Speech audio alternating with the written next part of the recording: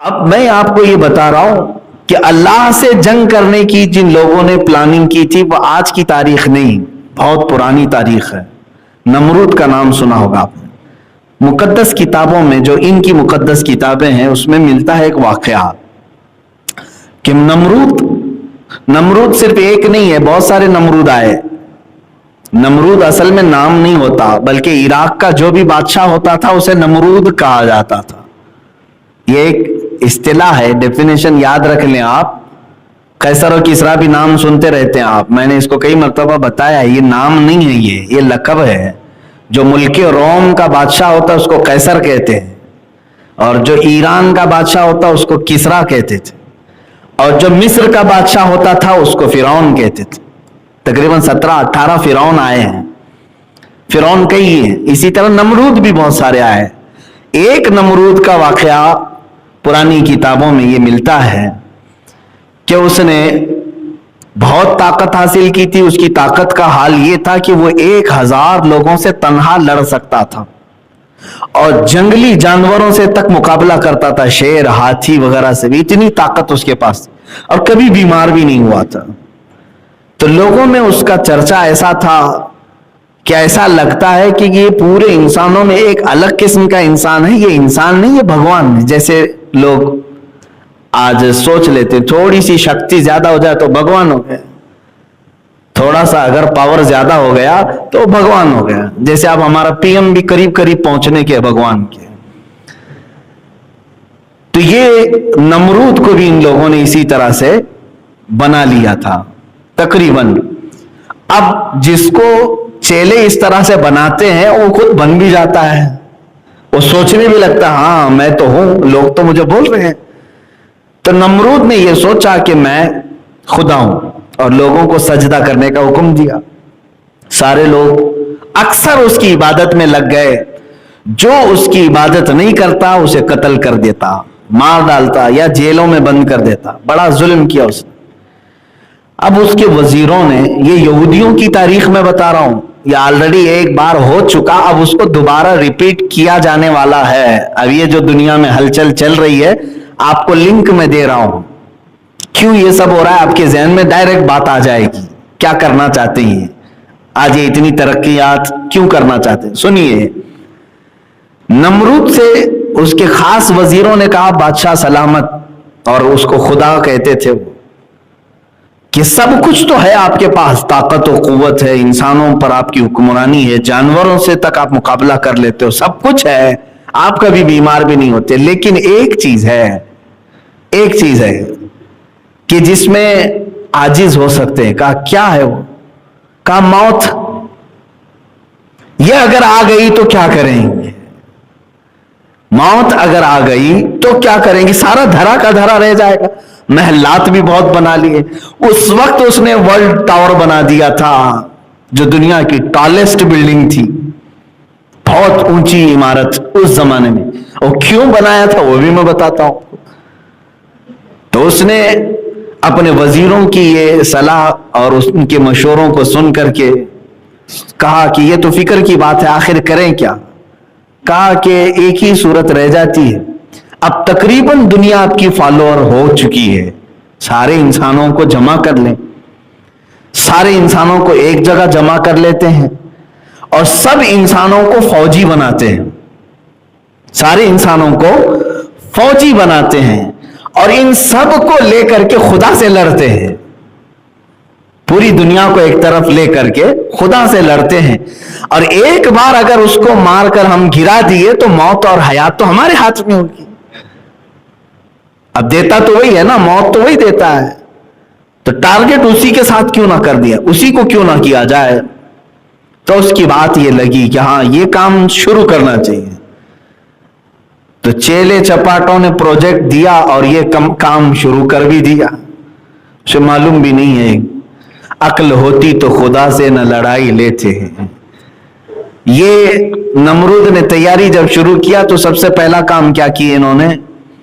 بہت بڑا شہر بنایا جہاں پر تقریباً دنیا کے سارے انسانوں کو جمع کرنا تھا، اور بادشاہ کا آرڈر یہ آیا کہ دنیا کی ساری زبانیں ختم کر کے ایک ہی لینگویج رکھی جائے، کمیونیکیشن ضروری تھا فوجیوں کو آرڈر دینے کے لیے، سب کی زبان ایک ہونی چاہیے، سب فوجی ہوں، ٹریننگ دی جائے۔ اب پھر مسئلہ آیا کہ وہ ملے گا کہاں خدا، جہاں سے اس جنگ کرنا ہے نا، لڑائی کرنا ہے۔ اب اس کے فرشتے بھی ہیں، اس کی طاقت و قوت بھی ہے، کیسے اس کے ساتھ لڑائی کی جائے؟ میرے عزیزو، یہ عجیب سی مزے کی بات ہے کہ دنیا نے یہ تک سوچ لیا اپنے ہی پیدا کرنے والے کے ساتھ لڑائی کے لیے۔ اس کے بعد وزیروں نے کہا کہ سنا آسمانوں پہ رہتا ہے، بڑی عمارت کیوں نہ بنا لی جائے جو آسمان تک پہنچتی ہو۔ تو اس کام کے لیے یہ ٹالسٹ بلڈنگ بنی، دیکھتے ہیں جتنی لمبی بن جائے۔ بنائی اور بناتا رہا، فوج بھی جمع ہو گئی، لینگویج سب کی ایک ہو گئی، زبان سب کی ایک، کرنسی بھی سب کی ایک ہی سکہ چلے گا، باقی کسی کی نہیں، حکومت صرف ایک ہی نمرود کی تھی۔ اب اس کے بعد اسے اس بلڈنگ میں چڑھنا تھا، چڑھ کر کے اوپر سے دیکھنا تھا کہ خدا ملتا ہے کہ نہیں ملتا، نہیں ملے تو اور بلڈنگ کو بڑھائیں گے، جہاں وہ مل جائے لڑائی کریں گے۔ معاذ اللہ رب العالمین۔ کبھی کبھار میں یہ بیان کرتا ہوں تو حیرت بھی ہوتی ہے، لیکن یہاں بات یہ آئی ہے، اللہ نے جو فرمایا نا واللہ اشد بأسا، اور اللہ جنگی طاقت میں بہت سخت ہے، اس پر میں عرض کر رہا ہوں۔ دیکھو اللہ کی جنگی طاقت کیا ہے۔ آج ابھی کوئی اتنا بڑا نمرود آیا نہیں ہے جو پوری دنیا کو اکٹھا کر کے سارے یہ کام کر لے، اس زمانے میں وہ کر چکا تھا۔ اب جب اس عمارت پر وہ چڑھنے لگا، اب جو بائبل وغیرہ ان کی پرانی کتابیں اس میں یہ عبارات ملتی ہیں، آیات ملتی ہیں، قرآن و حدیث میں تو اس کا تذکرہ نہیں ملا۔ اسرائیلی جو روایات ہیں یا جو پرانی کتابیں ہیں اس میں یہ ملتی ہے بات۔ اللہ تعالیٰ نے فرمایا اپنے فرشتوں سے کہ اے ملائکہ آ جاؤ، ہم بھی ذرا دیکھیں کہ ہمارا ایک بندہ ہم سے جنگ کا ارادہ کیا ہے۔ اللہ تبارک و تعالیٰ نے فرشتوں سے فرمایا تو ملائکہ سب کے سب اللہ کی بارگاہ میں عرض کرنے لگے کہ اے رب ذوالجلال، ایسے شخص کو کیوں نہ ہم ہلاک و برباد کریں۔ اللہ تبارک و تعالیٰ نے نہ اپنے لاکھوں کروڑوں اربوں فرشتوں کو، جن کی تعداد کا علم ہمیں بھی نہیں، بارش کے قطروں سے زیادہ اللہ کے فرشتے ہیں، بہت، ان کی تعداد کا کوئی اندازہ نہیں کر سکو گے آپ۔ اللہ تعالیٰ نے ان لاکھوں کروڑوں فرشتوں میں سے ایک فرشتے کو صرف دنیا میں بھیجا، سب نہیں، ایک فرشتے سے کہا کہ اے میرے فرشتے جا تو دنیا میں اس کی بنائی ہوئی عمارت اور اس کی فوج کا معائنہ کر کے آ جا، جائزہ لے کر کے آ جا۔ تو فرشتہ نیچے اترا۔ ایک بات یاد رکھیں، فرشتے اپنے رب تعالیٰ کے خلاف کوئی چیز برداشت نہیں کرتے۔ لا یعصون اللہ ما امرہم، وہ ہرگز اللہ کی نافرمانی نہیں کرتے۔ یہ تو اور بات ہے کہ اللہ فرشتوں کو بار بار روکتا ہے کہ بندوں پر عذاب نہ ڈالا جائے، اللہ کے روکنے سے وہ رکے ہوئے ہیں۔ اور اگر فرشتوں کے ہاتھ میں سب دے دیا جائے کہ جو جو گناہ کرے تو پھر وہ برابر ٹھکانے سب کو لگا دیں گے، ہر دن روز ایک ٹھکانے پہ لگے گا۔ یہ اللہ کی مہربانی ہے، اس کی رحمت ہے جو روک کر رکھتا ہے، اپنے بندوں کو مہلت دیتا ہے۔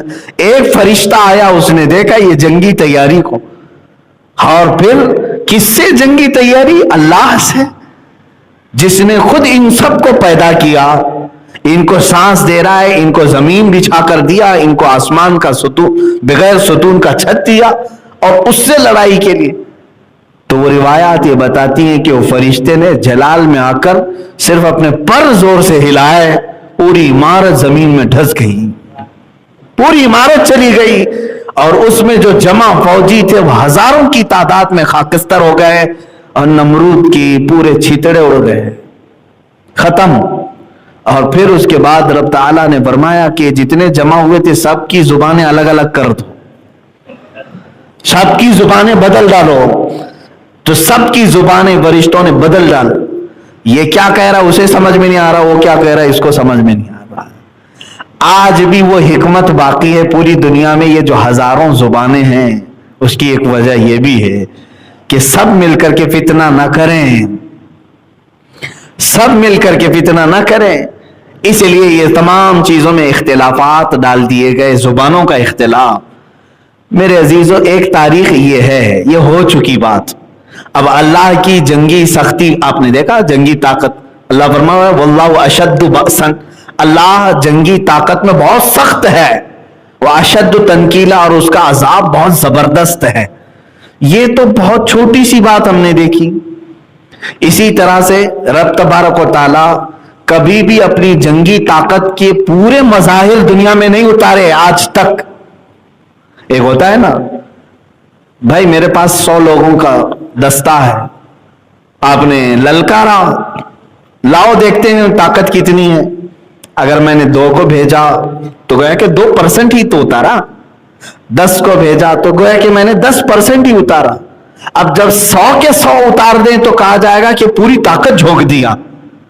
آج تک دنیا میں رب تعالیٰ نے جنگی طاقت کے لیے اپنے پوری طاقت کا کبھی مظاہرہ نہیں فرمایا. 1 فرشتہ آیا، 2 فرشتے آئے، یا زیادہ سے زیادہ 5000 فرشتے جو میدان بدر میں اترے تھے میرے نبی کی حمایت کے تھے. وہ بھی اس لیے نہیں کہ وہ کافر اتنے سخت تھے کہ 5000 سے مقابلہ کرانا تھا. کبھی آپ سوچتے ہیں بدر کے میدان میں جو مشرکین آئے تھے وہ کتنے تھے؟ وہ 1000 کی تعداد میں تھے، لیکن اللہ نے فرشتے کتنے بھیجے؟ 5000 کی تعداد. کیوں؟ کیا 5000 فرشتے مل کر کے 1000 کا مقابلہ کریں گے؟ اس لیے نہیں. اس کی 2 وجوہات ہیں. پہلی تو یہ ہے کہ اپنے نبی کی عظمت اور شان بتانے کے لیے کہ اللہ تعالیٰ اپنے اس کا رسول جب نکلے تو 5000 فرشتوں کا دستہ اسے عطا کرے گا. اور دوسری ایک وجہ محدثین بزرگوں نے یہ فرمایا کہ یہاں فرشتے خود بےتاب تھے اپنے نبی کی فوج میں شامل ہونے کے، تو رب تبارک و تعالیٰ نے ان کو یہ اعزاز بخشا. اور حضرت جبرائیل علیہ السلام نے یہ آ کر کے حضور سے عرض بھی کیا تھا. حضور صلی اللہ علیہ وسلم اپنی مجلس میں جب بھی کوئی بدری صحابی آتے جو جنگ بدر میں شریک تھے نا، وہ کبھی بھی محفل میں آتے تو حضور دوسرے صحابہ سے کہتے ان کو جگہ دے دو. یہ بدری صحابی جبرائیل امین آئے اور عرض کیا یا رسول اللہ صلی اللہ علیہ وسلم، جس طرح آپ کے صحابہ میں بدری صحابہ کی عزت ہے، اسی طرح اللہ کے سارے ملائکہ میں ان فرشتوں کی عزت ہے جو بدر میں اترے تھے. بدری ملائکہ کی بھی بڑی تعظیم ہے. بہرحال تو اللہ تعالیٰ نے کبھی اپنی جنگی طاقت کا پورا مظاہرہ دنیا میں نہیں فرمایا. ایک وہ بادشاہ تھا جو ابرہہ خانہ کعبہ کو ڈھانے کے لیے نکلا تھا اور ہاتھیوں کی فوج لے کر کے آیا اور پورے خانہ کعبہ کو ختم کرنے کے لیے اس نے اتنا بڑا لشکر جمع کیا تھا. اتنے بڑے بڑے ہاتھی تھے، اس میں سے ایک ہاتھی بھی اگر کسی گھر کو مار دے تو گھر ٹوٹ جائے. زبردست ہاتھی ہوں. لیکن ان کے ساتھ کیا ہوا؟ الم تر کیف فعل ربک باصحاب الفیل. اللہ فرماتا ہے محبوب کیا آپ نے نہیں دیکھا ہاتھی والوں کے ساتھ اللہ نے کیا معاملہ کیا؟ کیا کیا؟ بس چھوٹی چھوٹی چڑیوں کو بھیجا، وہ بھی کیا دے کر کے؟ بم بارود دے کر کے نہیں، میزائل دے کر کے نہیں کہ فوج آئی ہے جاؤ میزائل ڈال دو. چھوٹی کنکریاں اور وہ ابابیل چڑیاں اوپر سے جب کنکری گراتی تھی، 3 کنکری ہر چڑیا کے پاس تھی، 2 پیروں میں ایک چونچ. جیسے ہی وہ ڈالتی تھی جس ہاتھی پر وہ کنکری گرتی اس کا پیٹ پھٹ جاتا اور آگ لگ جاتی تھی. یہ بھی تو میزائل ہی ہے. اور ایسا کر دیا فَجَعَلَهُمْ كَعَصْفٍ مَأْكُولٍ. قرآن میں بعد میں فوج کی حالت ایسی ہو گئی جیسے کوئی چھلی ہوئی مرغی کھا کر کے جو چھوڑتا ہے، اس طرح فوج کی حالت ہو گئی تھی. سب کے ٹکڑے ٹکڑے اور چمڑیاں چھلی ہوئی، گوشت اجڑا ہوا. یہ اللہ تبارک و تعالیٰ کی جنگی طاقت ہے کہ جب وہ بھیجتا ہے تو بہت چھوٹی سی چیزوں کو بھیجتا ہے لیکن بڑی سے بڑی تباہی آ جائے.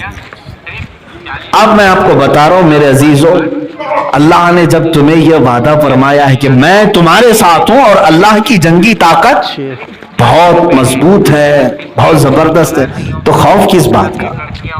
اسی لیے اعلیٰ حضرت فاضل بریلوی رحمۃ اللہ تعالی علیہ نے فرمایا خوف نہ رکھ رضا ذرا، تو ہے عبد مصطفیٰ. तेरे लिए अमान है, तेरे लिए अमान।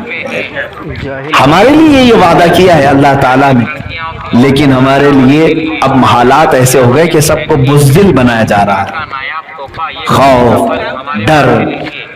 मैं भी चंद दिन कब औरतों की वो ये बयान भी कर रहा था, मैंने इस्लाम की वो औरतें भी पढ़ी तारीख में कि दिन में कई मर्तबा वो नंगे हाथ से तलवार को पोंछती थी, साफ करती थी अपने शोहरों को पकड़ाने के लिए, अपने बेटों को और अपने भाइयों को देने के लिए।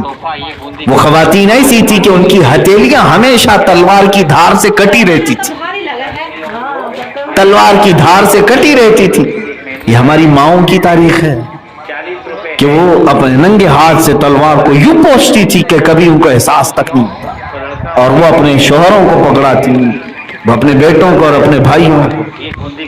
मेरे अजीजों, कॉकरोच से डरने वालियां, छिपकली से डरने वाली औरतें, ये अगर तारीख में होती तो शायद इस्लाम यहां तक ना आता।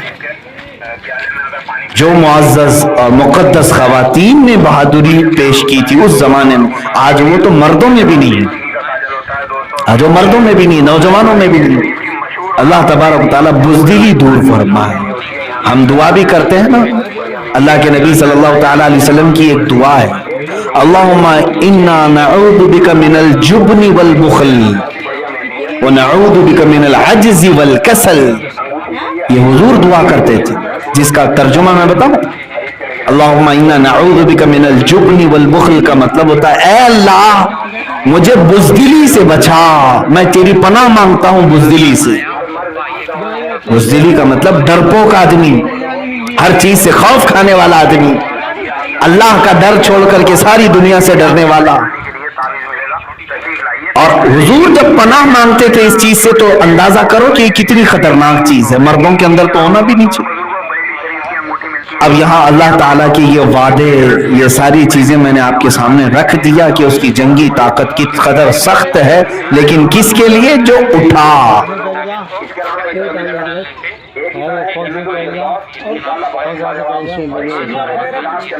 कौन सा